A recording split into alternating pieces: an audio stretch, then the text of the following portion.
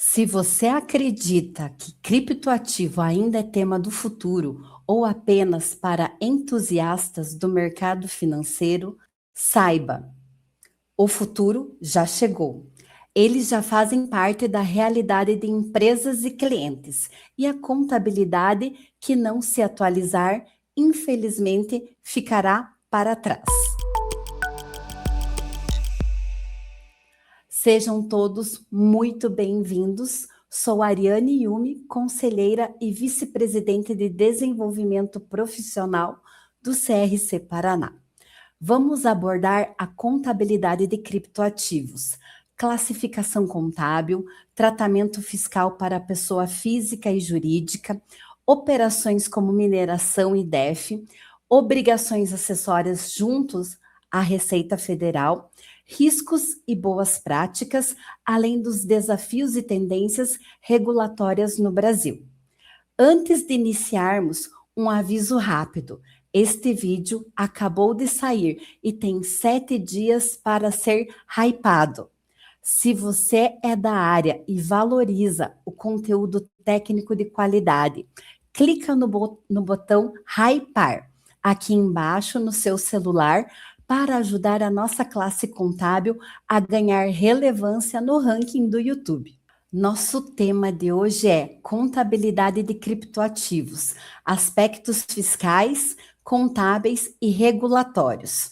Você vai compreender na prática como lidar com os desafios e as oportunidades que os ativos digitais trazem para o nosso dia a dia profissional. Para nos guiar nessa jornada, temos a honra de receber Michel Mendes. Michel é empreendedor, contador e especialista em W3 e tokenização. Michel, é um privilégio tê-lo conosco. A palavra é sua. Muito obrigado, é um prazer ver que o CRC está olhando para esse mercado novo e que nós, contadores, estamos buscando esse conhecimento. É um prazer estar aqui com vocês esse próximo momento.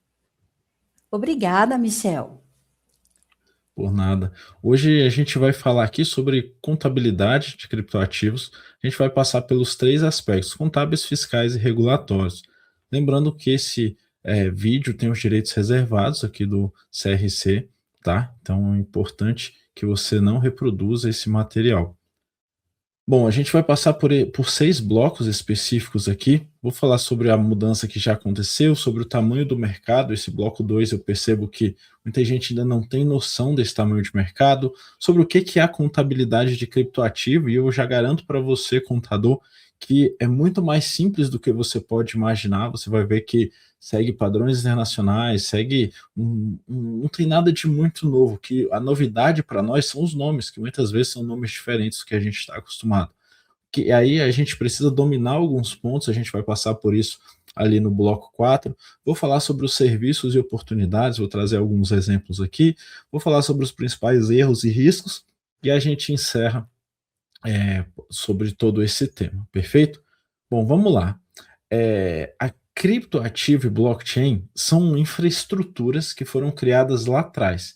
Na minha opinião, é a maior revolução financeira que existe desde talvez o papel moeda, talvez até mais, e vocês vão entender por quê. Vamos entender aqui o que aconteceu. Em 2008 surgiu o Bitcoin. E aí entenda como Bitcoin, não o mercado. Bitcoin é um caso de uso para esse mercado.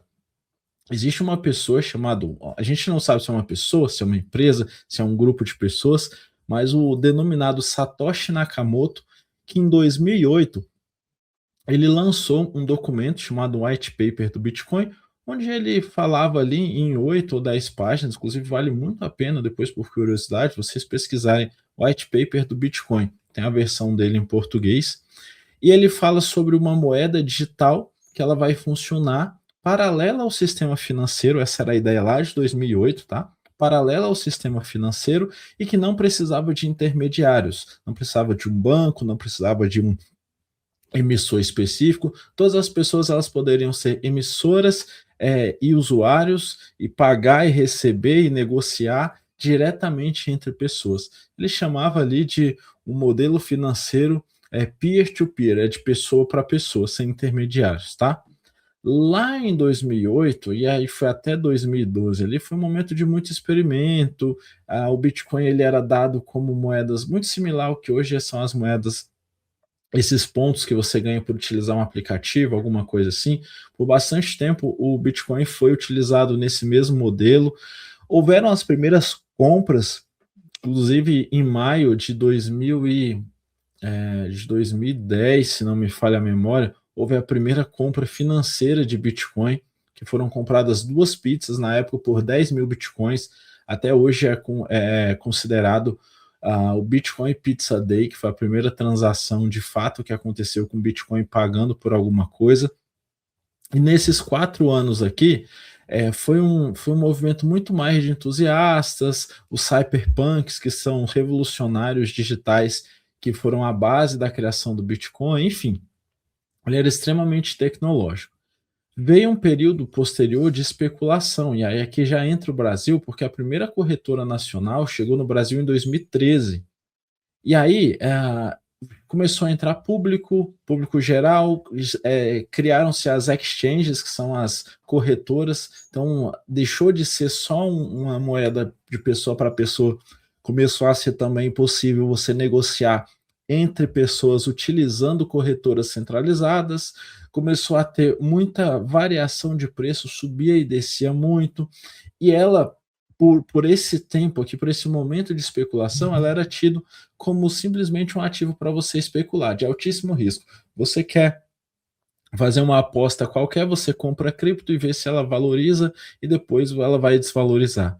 Lembrando que nesse tempo aqui, 2013 a 2019, já existiam outras criptomoedas, não só o Bitcoin, mas muito poucas ainda. Só a nível de comparação, a gente chegou em 2021, início de 2021, com menos de 10 mil criptoativos no mundo inteiro. Hoje, são mais de 10 milhões de criptoativos. Então, a gente tem dá para ter uma noção do tamanho desse mercado e como ele vinha crescendo.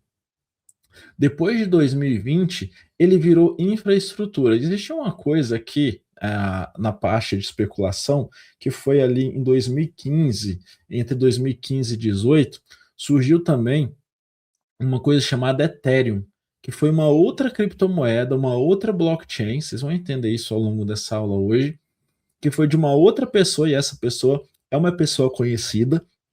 Essa pessoa pensou lá o seguinte: olha, se o Bitcoin é uma moeda e serve para meio de pagamento e ele roda em uma blockchain, eu posso criar então um monte de outras coisas em blockchain nessa rede. Esse monte de outras coisas, ela pode ser uma empresa de pagamento, uma empresa de empréstimo, uma empresa de liquidação, a custódia, pode ter um sistema financeiro completo rodando em blockchain. Essa pessoa lá em 2015, entre 15 e 18, foi o Vitalik Buterin.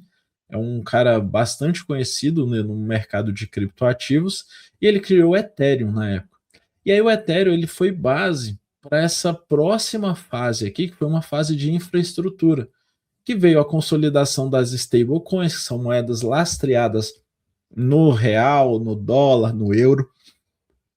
Foi a fase também do DeFi, que são, entenda por DeFi, finanças descentralizadas. Foi a fase de tokenização, isso aqui ainda está bem recente, mas a gente está levando ativos do mundo real para dentro da blockchain. Foi a fase de uso institucional, e aí 2020, entre 2024 e 2026, a gente teve a criptomoeda regulamentada nos Estados Unidos, regulamentada no Brasil, regulamentada em vários países da Europa, na Ásia, nos Emirados, El Salvador. A gente teve um boom institucional aqui, tanto pelo lado privado como pelo lado público, e as criptos, atualmente, elas estão se integrando nos meios de pagamento, bancos, enfim.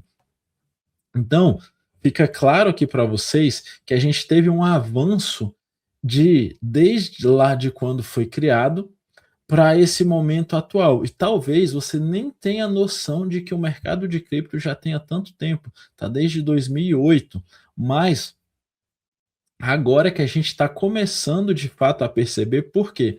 Porque em 2018 veio a Instrução Normativa 1888 da Receita Federal, que obrigou a declarar.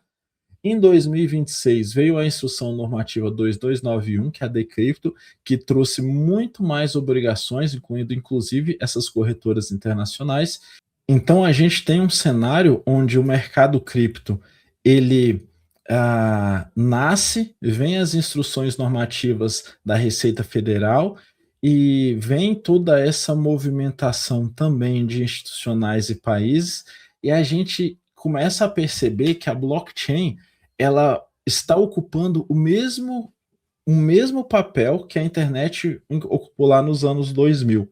Para vocês terem uma ideia, existe um conceito de um dos maiores pensadores desse mercado de criptoativos, que ele diz que chama a blockchain de internet do dinheiro, porque ela é exatamente igual ao protocolo TCP/IP da internet. Ela é um protocolo aberto que qualquer um pode copiar, pode criar ali em cima, pode fazer várias coisas, e a gente ainda não sabe quantas coisas poderão ser criadas ali em cima, mas esse protocolo existe, está lá como base para tudo isso.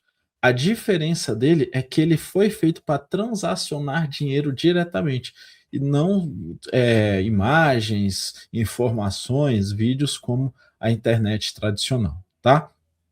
E aí, entenda então como blockchain, como essa internet. Se você gravar esse conceito internet do dinheiro, você vai estar tranquilo de que você entendeu o que é blockchain. Por ser uma internet do dinheiro, você pode criar os seus aplicativos, os seus sites, as suas funções, ou enfim, milhares de coisas ali em cima.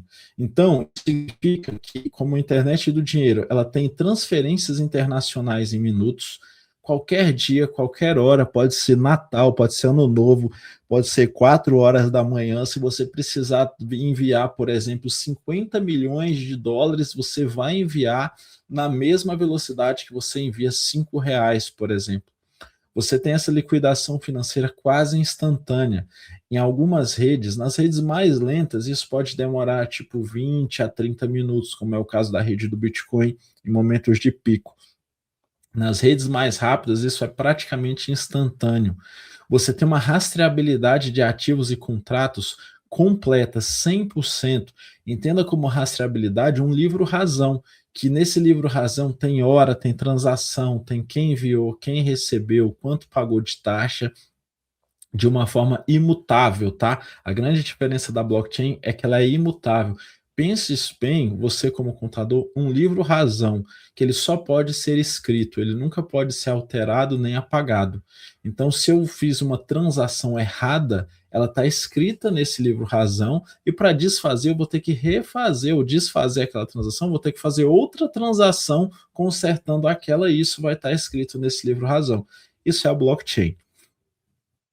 Temos também uma redução de intermediários e custos aqui, porque se eu estou falando que eu envio de mim, daqui da minha carteira, direto para a sua carteira, eu não passei por banco, eu não passei pelo sistema financeiro, não paguei um monte de taxas, e isso fica muito mais barato. Sem falar em novos modelos de crédito e liquidez, tá?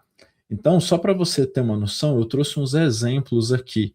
Transferência internacional, seja do Brasil para qualquer lugar do mundo em minutos. Então, eu estou saindo do sistema SWIFT, por exemplo, estou saindo do banco como intermediário, estou deixando de ter ali um horário bancário, limite financeiro, tá? Na questão de liquidação financeira, acaba aquele negócio de D+2, D+3, ou, por exemplo, essa liquidação aqui só vai acontecer no próximo dia útil, isso deixa de existir, tá? No mercado de blockchain. E a rastreabilidade, que eu falei para vocês ali do livro, tá? Então você tem um histórico completo de ativos e contratos, todas as transações desde a origem. Para você ter uma ideia do que são todas, esse livro razão do mercado cripto, se eu entrar agora no Bitcoin, que nasceu em 2008, eu tenho desde a transação número 1, 100% das transações totalmente rastreáveis, todas elas, sem nenhuma exceção, sem falhar nenhuma, sem perder um prazo específico sem erros de números. Não tem, por exemplo, imagina uma conciliação de extrato. Às vezes você pega um extrato muito antigo, quando você chega aqui não consegue bater aqueles números. Por quê? Porque ele pode ter sido mexido ao longo do caminho. Em blockchain isso não existe. 100% das transações estão ali, tá? Sobre crédito, a gente tem crédito descentralizado, ou seja, eu posso fazer empréstimo sem o banco, sem gerente, sem análise de crédito, simplesmente dando um ativo de garantia e pegando o capital relativo àquele ativo. Hoje eu posso até falar para vocês já como funciona, e isso funciona muito no mercado. Isso é um mercado bilionário em dólar. Significa que você, por exemplo, eu preciso de 10 mil reais, preciso pegar emprestado 10 mil reais, eu tenho que dar uma garantia maior do que 10 mil reais. Hoje funciona assim. Normalmente, o valor que você vai pegar de crédito, ele é um valor de até 60% ou 70% da sua garantia. Então, se eu vou dar 10 mil reais, eu vou ter que colocar ali algo em torno como 22 mil reais, mais ou menos, 23 mil reais em garantia. Coloquei, na verdade, um pouco menos, né? Uns 18 mil reais em garantia. Coloquei lá uns 18 mil reais em garantia, posso pegar os 10 mil. Mas, Michel, por que eu vou pôr 18 e vou pegar 10? Não é melhor ficar com os 18? Não, você vai colocar outro ativo nos 18. Eu tenho, por exemplo, um Bitcoin, eu não quero vender o meu Bitcoin porque ele está valorizando, porque ele está aplicado em algum lugar, mas eu posso dar aquele Bitcoin em garantia e pegar reais, tá? Crédito com garantia em cripto, muito parecido com o crédito descentralizado, mas você consegue fazer em corretoras centralizadas aqui, tá? Então isso aqui é ainda mais fácil. E a geração de rendimento. Todo o mercado cripto, lembra que eu falei para vocês que a gente conta com mais de 10 milhões de criptomoedas? Todas as vezes que alguém entra e quer trocar uma criptomoeda por outra, o que acontece? Alguém está fornecendo liquidez para aquela transação. Pensa o seguinte, eu tenho Bitcoin e quero trocar por Ethereum. Para isso acontecer, existem duas maneiras. Eu preciso achar uma pessoa que queira o meu Bitcoin e queira me entregar Ethereum. Essa é uma maneira, só que essa maneira é mais complicada e mais difícil de acontecer, porque precisaria casar o momento, o valor, enfim, a língua que vocês vão falar. Ou eu posso entrar numa pool de liquidez e fazer aquela troca imediata. O que é uma pool de liquidez? Milhares de pessoas colocaram Bitcoin e Ethereum num aplicativo na blockchain. Essas milhares de pessoas colocaram lá e todas as vezes que alguém for lá e trocar um pelo outro, dentro daquela piscina de liquidez, dentro daquelas moedas que foram colocadas ali, essa pessoa que trocou paga uma taxa e essa taxa é distribuída para todo mundo que está ali dentro. Dessa forma, mesmo que eu não queira investir ou especular, eu consigo gerar rendimento com os meus criptoativos, tá? Então, acho que já deu para entender aqui que criptoativos não é só uma moeda digital, ela é um ecossistema completo, muito similar ao mercado financeiro, hoje com muito mais possibilidades que o mercado financeiro, muito mais barato, muito menos burocrático, tá? Então a gente tem um dinheiro programável aqui, lembra da Decrypto? Decrypto não, do DePix? Não, me falhou o nome aqui agora. Lembrei, o Drex. Vocês lembram do Drex?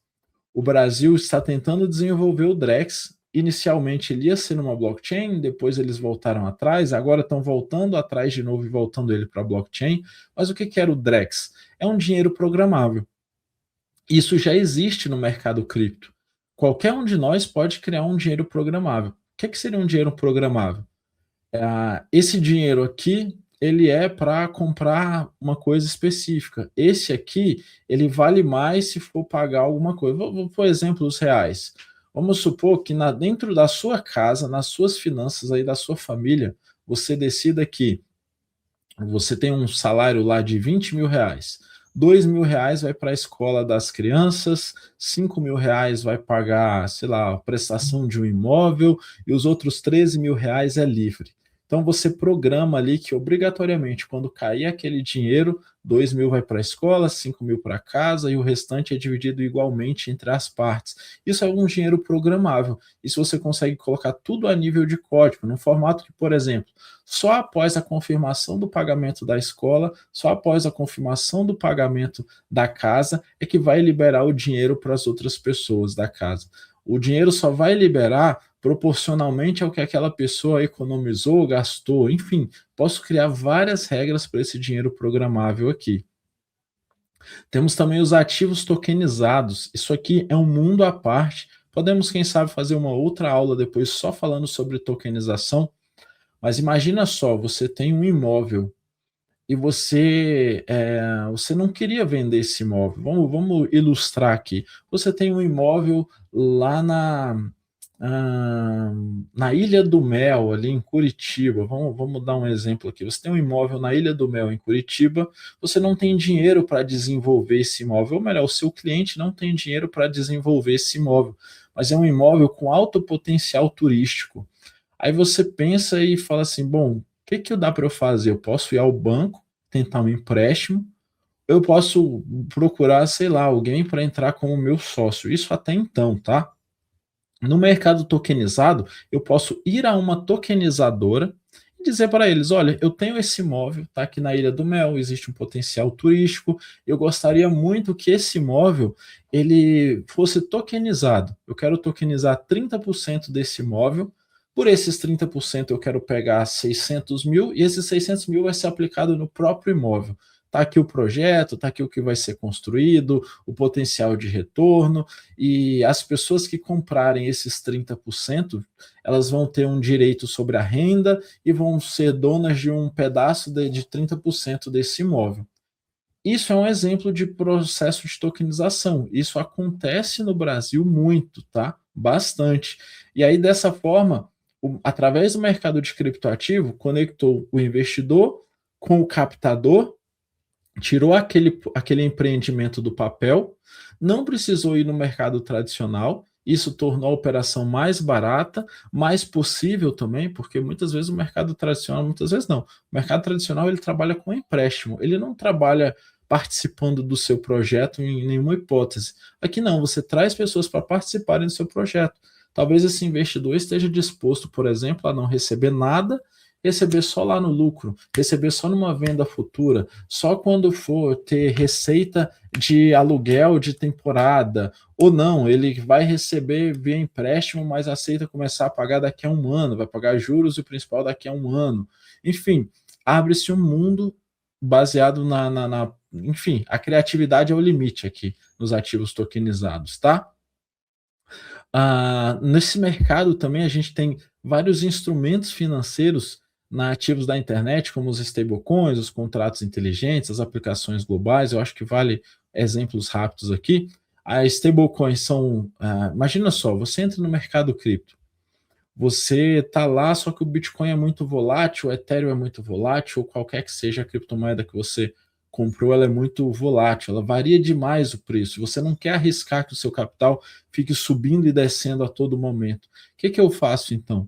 Quando ele subir ou desceu, quando eu quiser estabilizar o preço da minha moeda, eu troco ela por uma stablecoin, que é uma moeda estável. Estável em quê, Michel? Em dólar, em real, em euro. Ela é uma moeda 1 para 1 com alguma moeda fiduciária que a gente já conhece. Temos também os contratos inteligentes. No mercado cripto, você consegue desenhar um contrato inteligente, e esse contrato inteligente ele serve para qualquer pessoa, desde que atenda os critérios daquele contrato. E aí eu acho que o melhor exemplo que eu posso dar é uma máquina de refrigerantes. Imagina só uma máquina de refrigerante. Aquilo ali é um contrato inteligente, não está no mercado cripto, mas é um contrato inteligente. Por quê? Quando você chega de frente a uma máquina de refrigerante, o contrato está explícito. Você tem que colocar, por exemplo, R$ 5, uma nota, ou você vai aproximar o seu cartão e você vai escolher um número. No número que você escolher, vai estar exatamente qual refrigerante você vai pegar. Presume-se que aquele refrigerante está gelado. Quando ele cair, você sabe que se você abrir no momento, ele vai espirrar em você. Talvez você tenha que se esperar um pouco. Mas o fato é que ele é linear e claro, todas as regras estão ali. Se a máquina estiver ligada, você pode operar. Se ela não estiver ligada, você não vai conseguir operar. Se você pôs o dinheiro, você tem direito ao refrigerante. Se você não pôs, você não tem. Se você pegar o refrigerante, você não tem como devolver, acabou, está finalizado o contrato, e é isso. O dono da máquina, ele desenhou isso de forma que ele é autoexecutável. Qualquer pessoa, qualquer hora que chegar na máquina, ela estiver ligada, colocar o dinheiro, pode pegar um refrigerante. Quem colocar uma moeda que não aceita, um valor errado, qualquer coisa, não vai conseguir. Isso é um contrato inteligente. Esse contrato, inclusive, inclui regras de riscos. Se você abrir a lata de refrigerante e ela estiver vazia, por exemplo, aquela máquina quebrou o contrato com você e você pode contestar para receber outra lata de refrigerante. Não é simples, mas isso faz parte desse contrato. Então, no mercado digital é a mesma coisa. Você pode desenhar um contrato totalmente, seja lá o que for. Por exemplo, todas as pessoas que chegarem aqui nesse aplicativo, elas podem trocar Bitcoin por stablecoin desde que paguem uma taxa de R$ 1, por exemplo. Todas as pessoas que tiverem a documentação verificada, ao invés de um limite de 50, vai ter um limite de 250. Então, tudo isso é previamente desenhado para que rode 24 horas, 7 dias por semana, simplesmente sem ninguém por trás, sem nenhuma empresa por trás, simplesmente contratos inteligentes rodando ali, tá? Além disso, a gente tem no mercado cripto também toda a infraestrutura de pagamento. Você pode pagar, você pode guardar, você pode fazer uma reserva de valor. Esse nome aqui ficou muito conhecido por conta do Bitcoin, mas é fato que você pode transformar esse mercado cripto numa possibilidade no mercado financeiro totalmente paralelo e legal, tá? Para você operar. Os bancos, governos e reguladores já enxergaram isso. Então, se você olhar, a gente já tem os Estados Unidos, está regulamentado, já tem ETFs, ou seja, já tem mercado cripto dentro da Bolsa de Valores americana e já tem uso institucional. Na União Europeia, a gente tem a MiCA, que é um marco regulatório próprio, que serve para os 27 ou 28 países ali da União Europeia. No Brasil, a gente já tem stablecoins, a gente já tem cripto, que transaciona entre cripto e Pix automaticamente. A gente já tem regras no Banco Central e na Receita Federal, tá? Suíça e Singapura estão ficando cada vez mais conhecidos por serem esses hubs financeiros. Então, muitas empresas do mercado financeiro estão indo para a Suíça ou Singapura, porque imagina tudo isso que tem Brasil, União Europeia e Estados Unidos, eles estão bem à frente lá, Suíça e Singapura, tá? Eu incluiria também aqui, mais recente aí, El Salvador. Também está se tornando um hub financeiro por ser amigável à cripto, tá? Temos instituições financeiras globais já envolvidas, JP Morgan, BlackRock, Visa e Mastercard, Banco Central do Brasil. A gente poderia incluir aqui vários outros bancos, vou falar já já para vocês, mas eles já estão usando essa estrutura. Imagina só, o JP Morgan Chase, que é uma variação de grandes investimentos do JP Morgan, eles usam blockchain e liquidação interna já. A BlackRock, para você não sabe o que é a BlackRock, ela é a maior gestora de ativos do mundo, com mais de 10 trilhões de dólares em capital. Elas já oferecem produtos criptos para investidores. Visa e Master já estão utilizando das stablecoins para fazer a liquidação. O Banco Central do Brasil está regulando aqui no Brasil. Então, entendido tudo isso, entenda que se há movimentação financeira, há contabilidade. E se há movimentação financeira e há contabilidade, tem risco e eu preciso ter controle. Aqui que nós, contadores, entramos nesse mercado. E é para você ter uma noção do tamanho desse mercado, são 26 milhões de brasileiros que investem em cripto. Esse dado está bem recente, dado inclusive da Receita Federal, baseado em imposto de renda. E olha só que um detalhe aqui paralelo. Só 10% desse mercado aqui, apesar de todo ele ser obrigado a declarar imposto de renda, só 10% desse mercado declarou. E aí, ainda que seja 10%, são 2,6 milhões de pessoas declarando cripto e não tem contador especialista em cripto no Brasil. Eu diria que tem, sei lá, no máximo uns 10 ou 12 contadores, mais assustador que isso pareça. Comparando com o mercado tradicional, tem mais investidores em cripto do que CNPJs ativos no Brasil. O mercado cripto já é quase o dobro do tamanho do mercado de bolsa no Brasil. Olha que loucura. Mas, Michel, por que está crescendo tanto o mercado cripto? Porque ele é global. Qualquer pessoa, você pode abrir agora a sua carteira de cripto e investir no mundo inteiro, qualquer moeda, muito prático. Não há limites aqui quando a gente está falando do mercado cripto, tá? E aí, a gente fala de um volume de 1,7 trilhão de reais aqui, para vocês terem uma noção. A gente está falando aqui de 318 bi de dólar. É muito dinheiro dentro desse mercado que a gente precisa, de alguma forma, atender enquanto contadores, tá? Uma coisa que é importante demais que a gente quebre aqui é o mito do golpe. Para vocês terem uma noção do volume de golpes, no mercado tradicional, 1,2% do mercado foi fraudado no último ano, nos últimos anos. No mercado cripto, 0,03%. E eu ainda digo mais, diferente do mercado tradicional, o mercado cripto é impossível de você aplicar esse golpe tecnologicamente falando. Como assim, Michel? Se eu pegar o Bitcoin, o Ethereum, uma moeda, obviamente, grande, conhecida e funcional, eu não consigo clonar essa moeda. É impossível.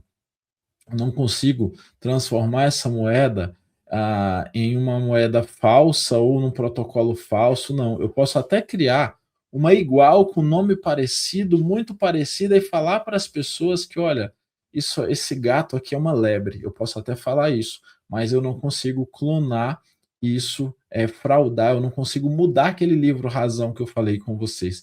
Isso no mercado tradicional é possível, é bem mais possível, pelo menos, tá? Esses golpes aqui, eles sempre ficam a nível de pessoas e não a nível é, a nível de capital em si. Imagina só que, sei lá, um ladrão cometeu uma fraude e foi pego com uma sacola cheia de notas de R$ 100 que ele usava em nota para lavar o dinheiro, por exemplo.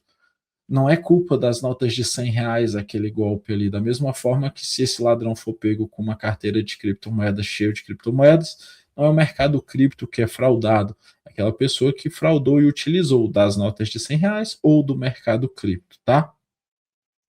O Brasil, ele é o terceiro país com mais investidores cripto no mundo, atrás só dos Emirados Árabes e Índia, tá? Aqui a gente ainda tem algumas questões bem interessantes, que a gente tem aqui outros países como Nigéria, como os próprios Estados Unidos, alguns países assim que teoricamente seriam irrelevantes. A Nigéria, por exemplo, seria irrelevante, ela está ali em quarto ou quinto maior do mundo em mercado cripto. Por quê? Porque o mercado cripto ele é global, permite que o mercado nigeriano, que tem uma moeda muito fraca, seja exposto em outras moedas. Para você ter uma ideia, essa lista de empresas aqui, ela cresce a cada dia, tá? Provavelmente quando você estiver assistindo essa aula aqui, esse número aqui já mudou. Mas Nubank, Banco Inter, XP, Mercado Pago, Melios, recentemente o Pagar.me, o Itaú já está fazendo alguma coisa ali. Cada vez mais temos bancos tradicionais entrando no mercado de criptoativos. E a tendência é que 100% deles entrem ou no mercado de especulação ou no mercado de infraestrutura. De infraestrutura, a minha opinião é que 100% deles vai migrar a infraestrutura para infraestrutura cripto, porque por causa de tudo isso que eu já te falei, ela é mais barata, mais rápida, mais simples, ela é global, então essa é uma mudança normal que vai acontecer. Para especulação, compra e venda de cripto em si, já temos esses, mais alguns aí, e esse número tende a crescer, tá? E a expansão desse mercado passa por isso. É o que eu estava falando ali sobre infraestrutura, e aqui vale a gente fazer uma pausa extremamente importante, que é o seguinte: quando a gente fala de criptoativo, lembra que eu falei lá no início, eu falei isso aqui, ó, que o Bitcoin ele era apenas um caso de uso. O Bitcoin não é a moeda, não é o mercado cripto em si. ele é 1 em 10 milhões. Por que então, Michel, todo mundo conhece o Bitcoin, ninguém conhece essas outras 10 milhões? Porque ele concentra hoje quase 50% do dinheiro do mercado e ele é a mais antiga, a mais famosa, é a primeira que fez acontecer de fato. Mas abaixo, ou melhor, junto com o Bitcoin, existe um mercado inteiro de criptoativos, com pagamentos, com redução de custo, com liquidação imediata, com programa de fidelidade, com usos muito simples e com obrigações fiscais, contábeis, compliance.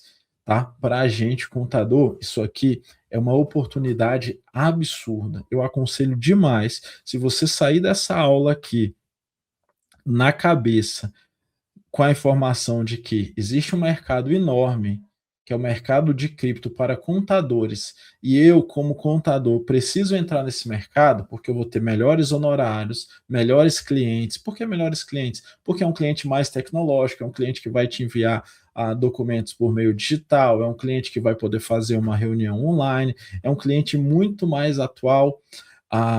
E eu consigo me especializar muito mais, e com isso, obviamente, ter um retorno financeiro melhor, já vai ter valido toda a nossa aula aqui, tá?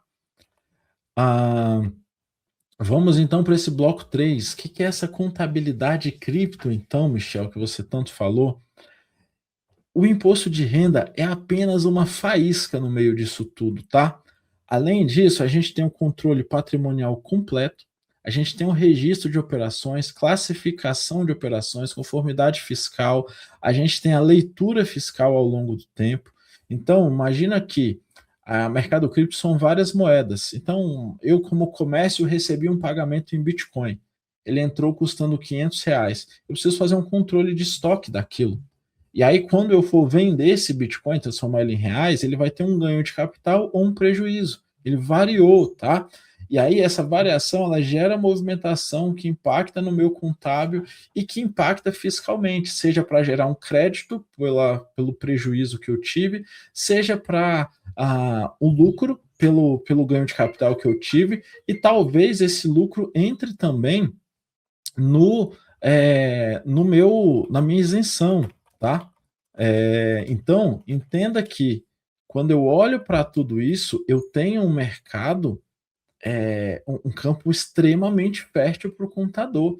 Não existe nada, nada, nada, nada, nada no mercado cripto que não seja obrigação do contador hoje. Olha só que notícia boa para nós contadores aqui, tá? Pensando nessa lógica, então, o que mudou? Cara, nada. Nada mudou. Mudou, na verdade, mudou sim, mudaram os nomes. Temos novos nomes a partir de agora. Se no mercado tradicional a gente está falando de banco, no mercado cripto a gente está falando de wallet, que são as carteiras, aqui a tradução direta. Se a gente está falando de TED no mercado tradicional ou de Pix, a gente está falando aqui de transações on-chain no mercado cripto. Se no mercado tradicional a gente fala de aplicação ou investimento, no mercado cripto a gente fala de staking, DeFi, mas a lógica é exatamente a mesma. Eu tenho lugar onde eu vou custodiar as minhas criptos, tenho um lugar onde eu vou transacionar, tem os lugares que eu vou investir, e cada um desses lugares tem diferentes níveis de valores para serem aplicados ali, tá? Então são coisas que você precisa dominar, não tecnicamente, mas basicamente os nomes, tá? Outra coisa, a lógica financeira de tudo isso. Pensa o seguinte, se entrou no patrimônio, ele gera uma variação de patrimônio, teve movimentação e existe impacto fiscal. Então, mesmo o mercado cripto, desde 2008 a 2012, igual eu falei para vocês, sendo experimental, de 2012 até 2019, ali, ele sendo um mercado de muita especulação, ainda que aconteça isso, a gente tem um mercado cripto aqui que, desde o primeiro dia, ele segue exatamente essa lógica. Desde o primeiro dia, se alguém colocou dinheiro no mercado cripto, essa pessoa ela precisa declarar, alterou o patrimônio dela. Então, se houve essa movimentação financeira no mercado cripto, ele houve um evento financeiro e obrigatoriamente existe um movimento, um evento fiscal. Para vocês terem uma noção, Hoje, tudo que acontece no mercado cripto precisa ser obrigatoriamente declarado, seja pessoa física, seja imposto de renda, seja pessoa jurídica, seja empresa, tudo isso precisa ser declarado, tá? Em diferentes níveis, cada um com suas obrigações e tal, mas isso precisa acontecer. Outra coisa extremamente importante, tá? Como eu mostrei para você, existe um ecossistema financeiro completo, contínuo ali. Então, isso faz com que a contabilidade cripto também ela é contínua. Lembra que eu falei para vocês no início desse bloco aqui que a gente tem uma oportunidade aqui de melhores honorários, melhores clientes e tal? Por quê? Porque em raríssimas exceções, eu diria que talvez nenhuma, e tende a zero se existe alguma, em raríssimas exceções, aquela pessoa jurídica ou aquela pessoa física vai ter uma transação em cripto. Normalmente, ela abre-se ao mercado cripto, então ela passa a aceitar cripto como pagamento, ela passa a investir no mercado cripto, ela passa a custodiar cripto, e isso vira um tratamento contínuo que a gente precisa fazer ali. Perfeito? Sendo tudo isso, já sei, Michel, já sei da origem do mercado, já sei do tamanho do mercado, já sei das obrigações desse mercado. O que eu, então, contador, preciso ter para me para estar pronto para esse mercado? Eu preciso ser um trader, eu preciso ser um programador, eu preciso ser o quê? Cara, simples, você vai dominar a base técnica, blockchain e tributária. Vamos passar por isso aqui. Base técnica. A declaração anual de imposto de renda, bens, direitos e rendimentos. Você precisa dominar isso, tá? Apurar ganhos, ganho de capital, simples assim. Se você dominar ganho de capital mais o perguntão da Receita Federal, você vai entender boa parte desses ganhos. Você precisa dominar duas normas que a gente tem. Instrução Normativa 1888, que deixou de ser obrigatória, ou melhor, foi substituída no final de junho de 2026, mas você vai fazer muito imposto de renda e declarações de PJ referentes a anos anteriores, então vai precisar da Instrução Normativa 1888 e a Instrução Normativa 2291, tá? Que são as instruções da Receita Federal de como fazer isso. E lá vai ter o que você precisa fazer mensalmente, o que você precisa fazer anualmente, tá? E, como tudo que a gente faz na contabilidade, eu preciso de documentos que sustentam essas informações. São as provas ali, são os comprovantes. E aí vale um paralelo para dizer o seguinte: esses comprovantes não são do modelo que vocês estão acostumados. Esses comprovantes aqui, eles são comprovantes que muitas vezes é um link, só que lembra que ele é imutável. Então, se ele é imutável, quer dizer que aquele link vale. A Receita Federal não pode dizer, você está me mandando um link aqui de umas transações, isso não vale. Não, ele vale. Os comprovantes em cripto são hashes, tá? Beleza? Além disso, no pilar de blockchain, a gente tem outras coisas aqui que a gente precisa saber. Trilha completa da blockchain, desde a origem, a movimentação e saída. E aí entenda como trilha: transformação de reais para cripto, ou seja, entrada na blockchain, transformação de cripto para reais, ou seja lá qual for a moeda fiduciária. Se eu pego uma moeda fiduciária, entro no mercado cripto e saio do mercado cripto, eu tenho essa trilha completa. Nem sempre ela é linear, tá? Nem sempre essa trilha é linear.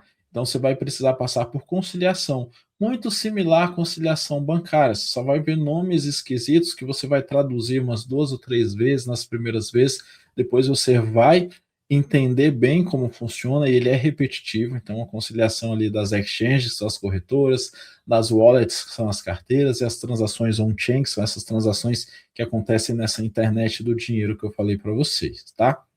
A documentação, como eu falei para vocês, são relatórios, são extratos, são prints, são os Transactions IDs, que é esse TXIDS aqui, são as Transactions IDs, que você vai perceber que isso aqui muitas vezes vale mais do que todo esse resto, pelo fato de ser imutável, por ser um livro-razão imutável, tá? E você precisa ter essa blindagem aqui para reduzir o seu risco de atuação. Se o seu cliente entender que blockchain é esse livro razão imutável e que você basta interpretar corretamente esse livro de razão imutável e você entender isso, você já está blindado, você está protegido, porque ali não tem ajuste a ser feito, tá? A não ser quando, claro, você perde informações. O terceiro pilar dos três ali que eu te falei é a tributação. É entender quando um evento é tributável, quando ele não é tributável, o que entra no cálculo de lucro ou movimentação, que são momentos diferentes, o que é custo médio, o que é apuração de ganho, o que é compensação de prejuízo em isenções e quando elas existem. Isso aqui é extremamente similar ao que você já conhece de imposto de renda. O ganho de capital é exatamente o mesmo ganho de capital de bens móveis e imóveis, 15%, isenção até 5 milhões, não, isenção até 35 mil, 15% até 5 milhões, depois de 5 milhões sobe o valor. Exatamente aquela regra que você já conhece. Só que você tem que entender o que é um evento tributável. Venda é um evento tributável? Sim. Dação em pagamento é um evento tributável? Sim. Doação é um evento tributável ou será que ela entra no imposto de doação? Vai depender do caso aqui no mercado cripto. O swap, ou seja, trocar cripto por cripto é tributável? Isso aqui é uma guerra. A Receita Federal diz que sim, a lei diz que não. A Receita trouxe de novo na Instrução Normativa 2291, mas cabe a nós, contadores, analisar risco de cada um dos clientes para entender. O que entra no cálculo de lucro? O que entra no cálculo de movimentação? Temos limites diferentes aqui, estão nas instruções normativas. No lucro, por exemplo, tem um limite de 35 mil reais. De movimentação, tudo que movimentou acima de 30 mil reais até junho de 2026 e até 35 mil reais a partir de junho de 2026 precisa ser declarado, independente do que seja. Você precisa pegar aquele livro razão e mandar ele para a Receita Federal, tá? Dominar aqui, gravem isso, printem essa tela. Se você dominar esse básico aqui, é o mínimo que você precisa proteger seu cliente para você continuar sendo o contador dele, tá? E aí vamos para mais um bloco aqui, que são os serviços e oportunidades. Aqui eu vou ser mais breve, mas eu já garanto para vocês, vocês não têm noção do quão grande é esse mercado. Em números ali, talvez vocês tenham entendido, mas meu escritório de contabilidade, a gente ficou de 2018 até final de 2025 só atendendo o imposto de renda cripto. A gente já fez mais de 10 mil declarações. Em 2025, a gente bateu um faturamento aí de mais ou menos 13 milhões. O ticket do nosso imposto de renda é 5 mil reais. Esses números, se você não está no mercado cripto, talvez sejam inimagináveis para você. E a gente sobra clientes. Por quê? Porque não tem contador especialista em cripto.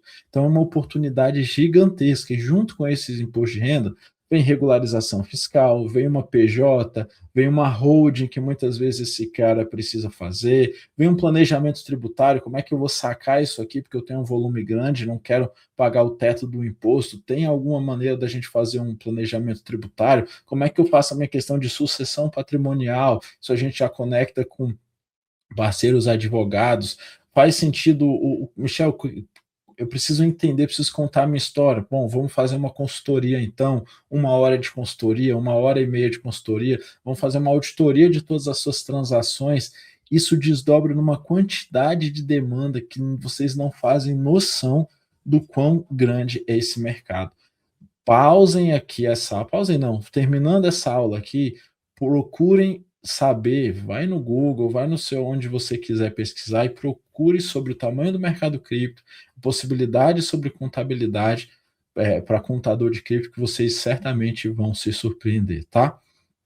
Então, estamos falando de um mercado com baixa concorrência qualificada, tá? Você precisa ser qualificado, com uma margem muito acima da contabilidade tradicional, com uma carteira mais enxuta, com clientes pagando tickets bem maiores e uma estrutura operacional muito mais simples. Eu não tenho imposto de renda, multas como eu tenho no Simples Nacional, por exemplo, no lucro presumido, no lucro real. Antes de entrar no mercado cripto, eu atuava na parte de PIS/COFINS monofásico para bares e restaurantes. Ali a gente já tinha um ticket interessante, porque você ganhava sobre o retorno e tal, só que nada se compara com isso, sem falar que se eu fizesse alterações erradas ali, podia incorrer em multas. Então, olha só a complicação que isso poderia me gerar. Então, essa especialização não significa que agora eu vou cobrar mais. Não, você vai trabalhar menos e você vai ser melhor remunerado. Então, se antes você gastava um dia inteiro fazendo 10 impostos de renda e esses 10 impostos de renda te pagavam ao fim do dia R$ 1.500, R$ 150 por cada um, você vai trabalhar o dia inteiro em um imposto de renda que vai te pagar R$ 5.000, entendeu? E aí, passado tudo isso, entendido também essa parte comercial, achei extremamente importante deixar um último bloco aqui para vocês, falando sobre os erros e riscos aqui. Esses erros e riscos, eles são bem diferentes. Aqui a gente tem bastante diferença do mercado contábil tradicional. Porque o problema maior aqui, disparado, são esses dois primeiros aqui, ó, omissão de informação e classificação errada. Nem sempre o seu cliente vai passar a informação completa. Você tem que deixar isso claro para ele. Olha, eu sou seu responsável pelas informações que você me passou. Se você não passar, não tenho como adivinhar isso aqui. A classificação errada, isso aqui já é culpa nossa. Preciso classificar corretamente transação a transação. Se eu tenho todas as informações, se eu classifico elas corretamente, todas essas outras falhas aqui, elas raramente vão acontecer. Quer deixar de entregar uma obrigação acessória? Se esses dois estão feitos, você só vai deixar de entregar uma obrigação acessória se você perder o prazo. Porque se saber se tem, como tem, você consegue saber que você só não vai ter você vai ter o histórico completo. Então você já resolveu de novo, tendo as informações, fazendo a classificação. Você não vai errar nas obrigações acessórias, a não ser de novo que você perca o prazo, tá? Então, foquem aqui, ter as informações, classificar corretamente e nesses dois últimos, ter o conhecimento de blockchain e tributário, tá?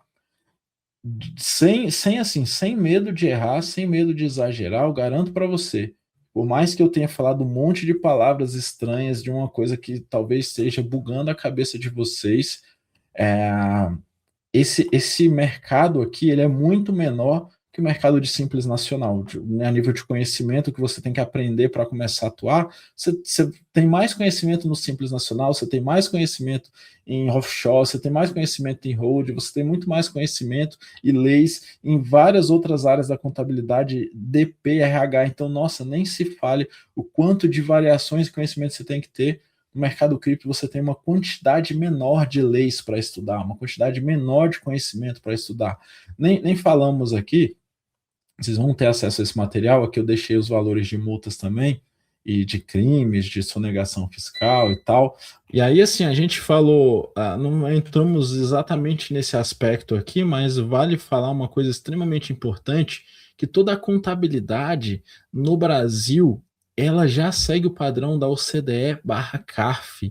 Pesquise sobre esses nomes, mas basicamente todo o modelo de classificação, de transação de informações, de como as informações são enviadas e recebidas no Brasil, seguem um padrão internacional que já conta com mais de 60 países.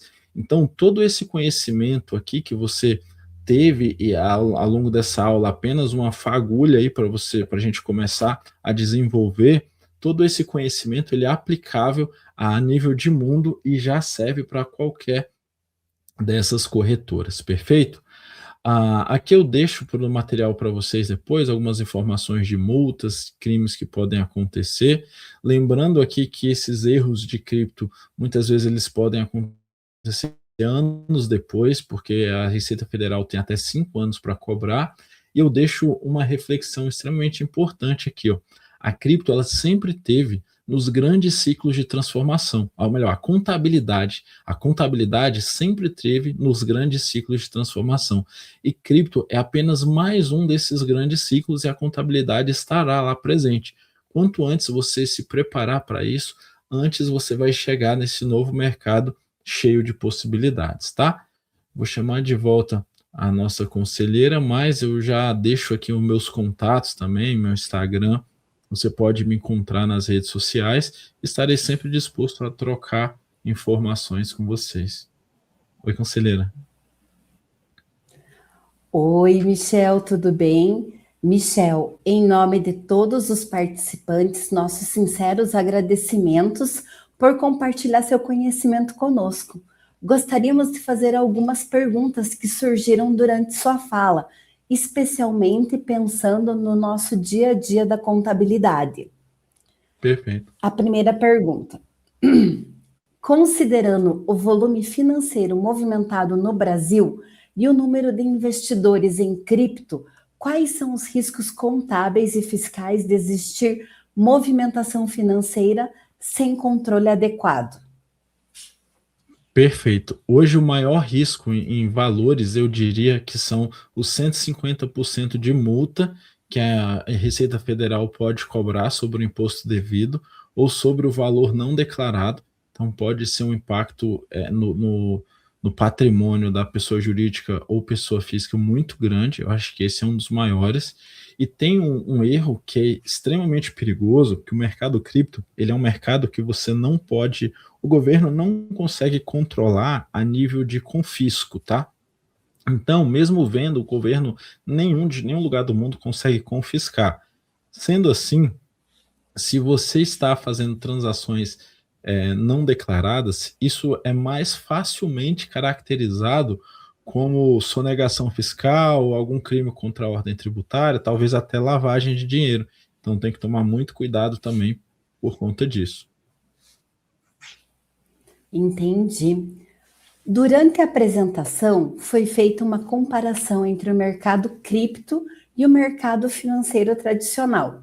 Como essa comparação ajuda a demonstrar que o mercado cripto não é, por natureza, um ambiente fraudulento? Perfeito. Eu acho que em determinados momentos, quando esse mercado surgiu, e esse mercado surgiu, óbvio, antes da regulamentação, muitas pessoas utilizaram dele para fraudes. Porque se eu tenho um mercado financeiro que não tem nenhum tipo de regulamentação, não tem nenhum tipo de governo olhando para ele, mas ele tem o dinheiro ali dentro, então vou utilizar desse mercado para fraude.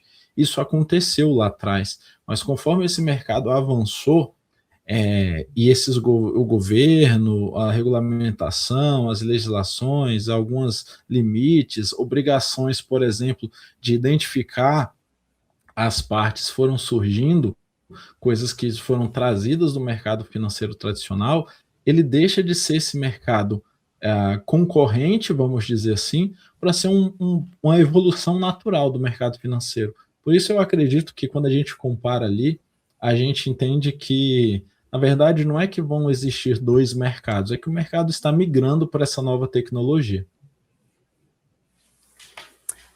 Ao longo da apresentação, foi mostrado que o cripto deixou de ser apenas um ativo de investimento e passou a atuar como infraestrutura financeira.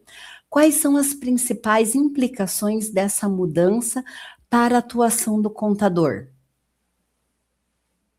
Perfeito.